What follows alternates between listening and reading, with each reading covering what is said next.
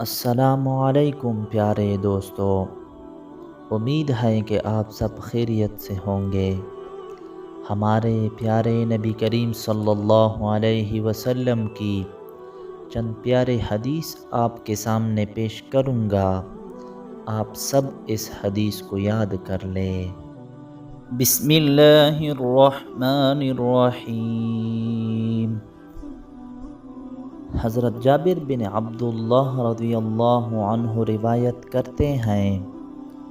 کہ رسول اللہ صلی اللہ علیہ وسلم نے ارشاد فرمایا، مجلس امانت ہیں، ان میں کی گئی راز کی باتیں کسی کو بتانا جائز نہیں، سوائے 3 مجلسوں کے کہ وہ امانت نہیں ہے بلکہ دوسروں تک ان کا پہنچا دینا ضروری ہے۔ ایک وہ مجلس جس کا تعلق ناحق خون بہانے کی سازش سے ہو، دوسری وہ جس کا تعلق زناکاری سے ہو، تیسری وہ جس کا تعلق ناحق کسی کا مال چھیننے سے ہو۔ حضرت معقل بن یسار رضی اللہ عنہ فرماتے ہیں کہ میں نے رسول اللہ صلی اللہ علیہ وسلم کو یہ ارشاد فرماتے ہوئے سنا، جو امیر مسلمانوں کے معاملات کا ذمہ دار بن کر مسلمانوں کی خیرخواہی میں کوشش نہ کرے، وہ مسلمانوں کے ساتھ جنت میں داخل نہیں ہو سکے گا۔ حضرت ابو ذر رضی اللہ عنہ فرماتے ہیں کہ میں نے عرض کیا، یا رسول اللہ، آپ مجھے امیر کیوں نہیں بناتے؟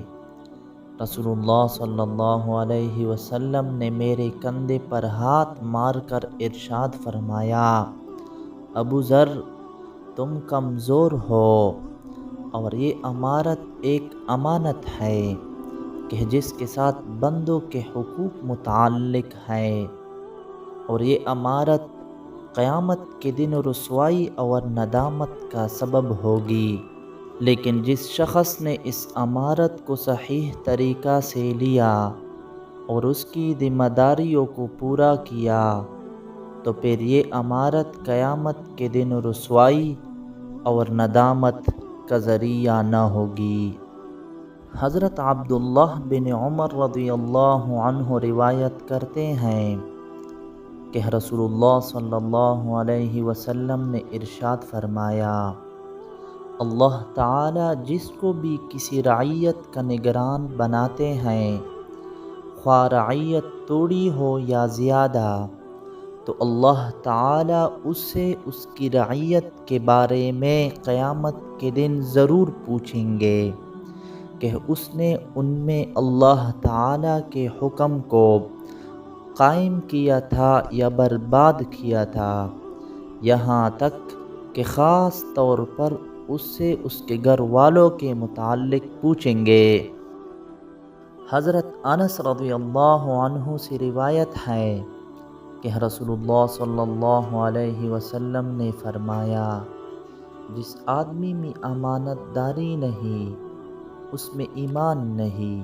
اور جو وعدہ کا خیال نہیں کرتا، اس کے دین کا کوئی اعتبار نہیں۔